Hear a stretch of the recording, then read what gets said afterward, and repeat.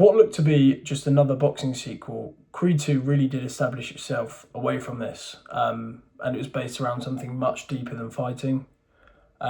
Legacy and revenge sat at the film's core.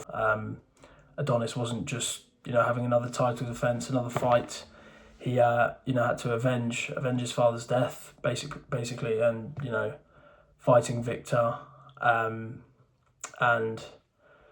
it's obviously something that started as a story of revenge, and what he needed to do to avenge his father became something a lot more personal to him, and that's why the film's so great. It digs deep onto identity and pressure and what it really takes to define yourself on your own terms, especially for Adonis. At the start of the film, Adonis Creed is at the height of his career. He's just become WBC world champion after 6 straight wins, and that comes crashing down straight away. You see Victor out in Russia and Ukraine fighting, and he becomes starts to get a following, becomes popular online, and the moment that he calls out Adonis, the film completely changes. In Rocky IV, Ivan Drago killed Adonis's father Apollo in the ring. So obviously this fight has a lot more behind it than just the Creed 2 title. The personal struggles that Adonis has, it forces him to, think beyond the fight. He's got so much on his mind throughout, and obviously with his daughter coming into his life, moving to Los Angeles from Philadelphia, and then all of this build up to the fight, it took his mind away from it 100%. Oh, and with a devastating shot to the ribcage.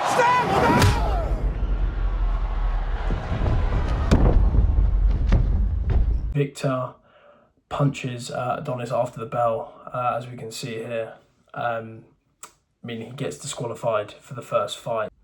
Despite retaining the belt, the fight feels a complete loss to Adonis. He was beaten, he was broken, and if anything, it just highlights how unprepared he actually was for this fight. Part of the film, 100% to be mentioned, is how obviously Ivan and Victor Drago featured a lot more.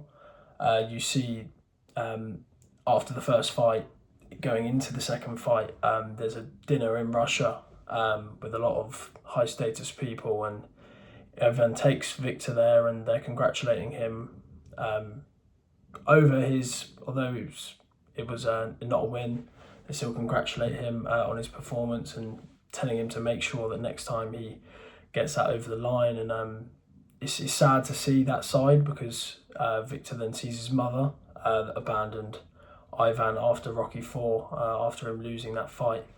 So it's crazy to see how Victor as well, he's trying to live up to his father's expectations, as well Adonis is, and you don't really see it as much. You just, in Rocky IV, you see them as the villain side of the story, the bad people that they killed Apollo, and it opens up a better perspective for the whole film and for the audience watching. Going into the second fight for Adonis, he's forced to step away, reset, and teams up with Balboa once again for the second fight. And also, is it Tony Evers? Yeah, the son of Apollo's former coach.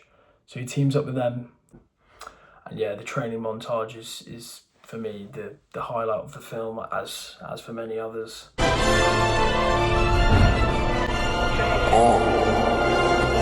Breaking up the cage, tell them lock the change.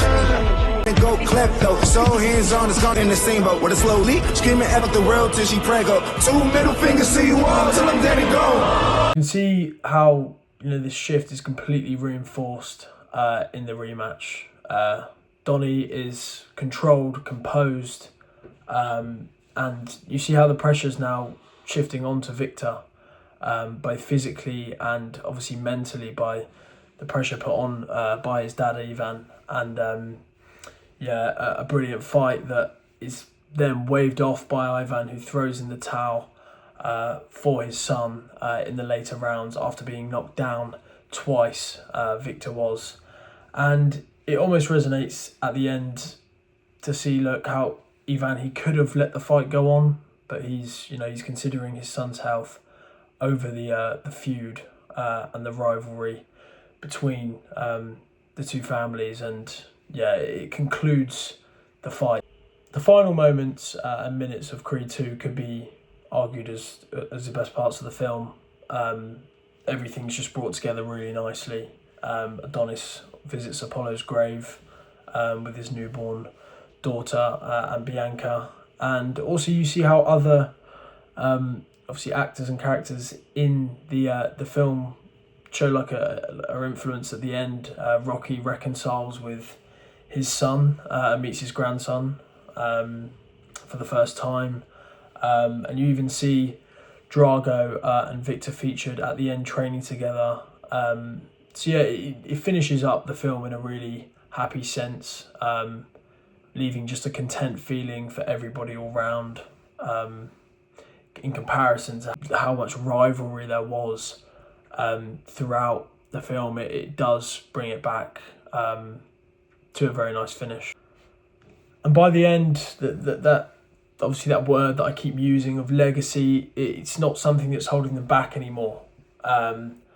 And that's why I think it ends so well. It's not about winning or losing. It's about that togetherness, that family feuds. They kind of go their separate ways, but they stay together within themselves.